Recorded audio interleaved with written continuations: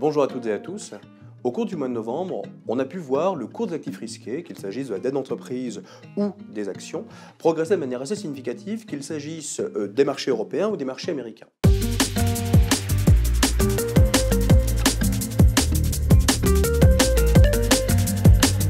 Alors qu'est-ce qui justifie fondamentalement cette progression des cours, alors même finalement que la thématique du late cycle, qu'on appelle également la fin de cycle, est en train d'émerger, notamment aux États-Unis, qui est l'économie leader. Ce qui explique cela, c'est qu'on a ce fameux pivot de la Banque centrale qui est de plus en plus attendu par les marchés, ces derniers anticipant désormais pas loin de 4 baisses de taux pour 2024, donc 100 points de base. Même chose du côté de la BCE, les marchés anticipent désormais finalement que la Banque centrale va entrer dans une nouvelle phase de sa politique monétaire, il y a une baisse des taux d'intérêt. Alors, encore une fois, si on s'interroge sur les fondements de cette anticipation, on a vu la publication des mesures d'inflation, qu'il s'agisse de celles publiées en Europe ou aux États-Unis, qui montrent effectivement la poursuite de cette décélération de l'inflation, dans un contexte où finalement l'activité reste peu ou prou assez solide, montrant finalement qu'à un moment donné, les banques centrales vont devoir effectivement desserrer les taux monétaires. Alors cette anticipation peut être, là encore il faut être assez prudent,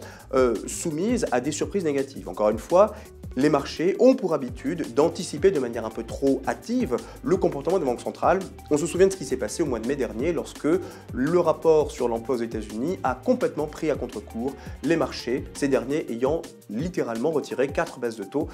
anticipées pour cette fin d'année. Néanmoins, on a de bonnes raisons de penser que les banques centrales ont atteint effectivement un plateau monétaire et que celles-ci vont devoir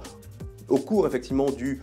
premier semestre, ajuster leur politique monétaire, signant effectivement plusieurs baisses de taux d'intérêt. Dans ce contexte caractérisé par des anticipations de baisse de taux, que convient-il de faire en matière d'allocation? Premièrement, les obligations d'État